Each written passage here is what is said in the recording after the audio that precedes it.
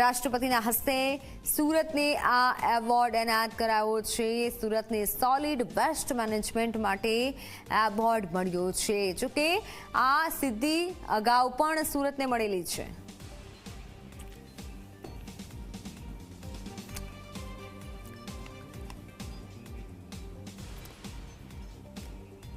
તો સંવાદદાતા ચેતન જોડાઈ ચૂક્યા છે। ચેતન, આ સૌથી મોટી સિદ્ધિ કહી શકાય, ખાસ કરી સુરતી લાલા માટે આ ગૌરવની ક્ષણ છે, કારણ કે રાષ્ટ્રપતિ તરફથી સુરતને આ એવોર્ડ એનાયત કરાયો છે। ચેતન,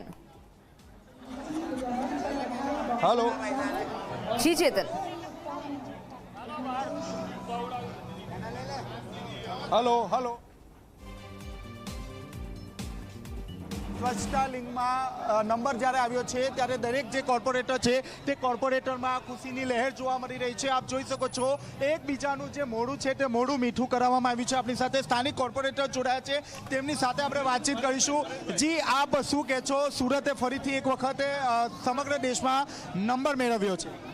ખૂબ આનંદની વાત છે સુરત મહાનગરપાલિકાના એક નગરસેવક તરીકે, અને આ સુરતની 80 લાખની જનતાને મહેનત, સફાઈ કર્મચારીઓની મહેનત, સુરત મહાનગરપાલિકાના પદાધિકારીઓ, કર્મચારીઓ, શહેરની જનતાની સફાઈ પત્રની અવેરનેસને માનનીય વડાપ્રધાન શ્રીના નરેન્દ્રભાઈ મોદીના જે આહવાન છે કે આ દેશને જે ગાંધીજીની વિચાર છે કે સ્વચ્છ હોવું જોઈએ દેશ, તેના આહવાનને અનુસરીને, નરેન્દ્રભાઈ મોદીના પણ આહવાનને અનુસરીને અને અહીંયા શહેરની જનતાનો પણ ખૂબ ખૂબ હું આભાર માનું છું, કર્મચારીઓનો આભાર માનું છું, સફાઈ કર્મચારીઓનો સવિશેષ આભાર માનું છું, અને આ ખુશીની પળ પર સમગ્ર ભારતીય જનતા પાર્ટી અને મહાનગરની ટીમને ખૂબ ખૂબ અભિનંદન અને ખૂબ ખૂબ આભાર।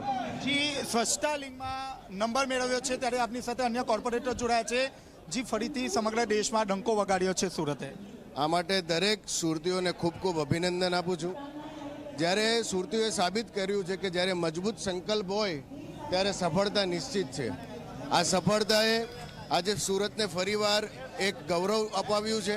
આ માટે હું દરેક આપણા પદાધિકારીઓ, સફાઈ કર્મીઓ અને તમામ સુરતીઓને ખૂબ ખૂબ અભિનંદન અને આપું છું કે આ જ રીતે હવે આપણે સૌએ આ પ્રથમ ક્રમાંક જાળવવા માટે જે અત્યાર સુધી આપણે મહેનત કરી છે તે આપણે જાળવી રાખવી પડશે।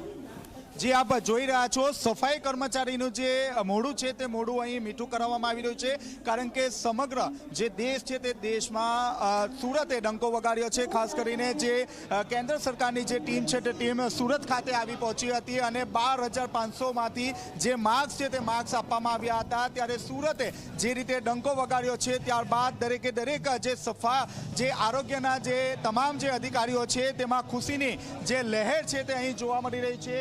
એકબીજાનું જે મોઢું છે તે મોઢું અહીં મીઠું કરાવવામાં આવી રહ્યું છે। બેન, કેટલી ખુશી? બહુ ખુશી છે કે સુરત સફાઈ એસએમસી આવ્યું છે સ્વચ્છતા લીગમાં, બહુ ખુશ થઈ। આપની મહેનત રંગ લાવી? Yes yes.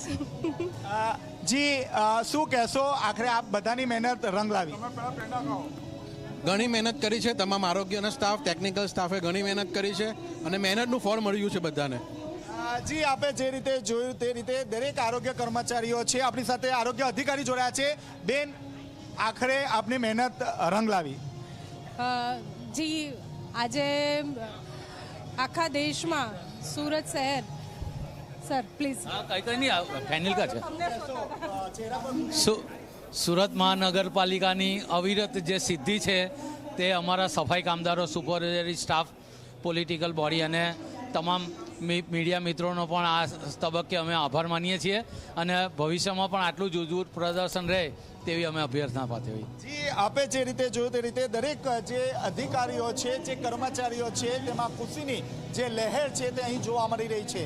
જી બિલકુલ ચેતન, અને આ સાથે કહી શકાય આવા અનેક એવોર્ડ સુરતે લીધેલા છે અને હજુ આ કાર્ય જે યથાવત છે, અને ખાસ કરી જો સ્વચ્છતાની વાત કહેવાય અને સફાઈ અભિયાનમાં જે જોડાયેલા છે સફાઈ કર્મચારીઓ, તેમની પણ આ મોટી સિદ્ધિ કહી શકાય।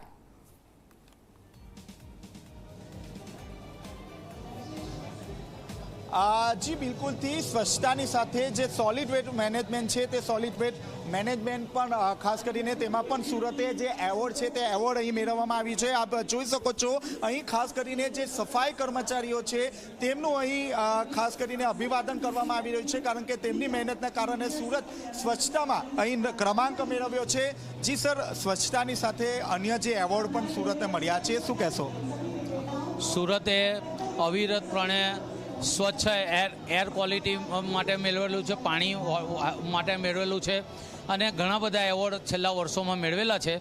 અને આ અવિરત કામગીરી અમારા માનનીય કમિશનર મેડમ અને મેયરશ્રીની અધ્યક્ષતામાં જે માર્ગદર્શન મળે છે તે પ્રમાણે અમે એચીવ કરેલું છે. ખાસ કરીને સોલિડ વેસ્ટ મેનેજમેન્ટમાં પણ સુરતે એવોર્ડ મેળવ્યો છે, તો કયા પ્રકારની કામગીરી અહીં કરવામાં આવતી હતી?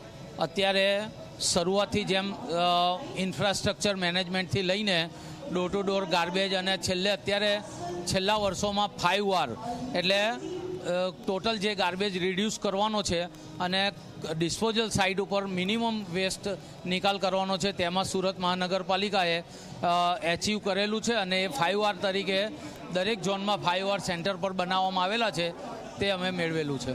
સર, કેટલા ગુણો આપવામાં આવ્યા હતા? કઈ રીતે આ માર્ક્સનું કાઉન્ટિંગ કરવામાં આવતું હતું?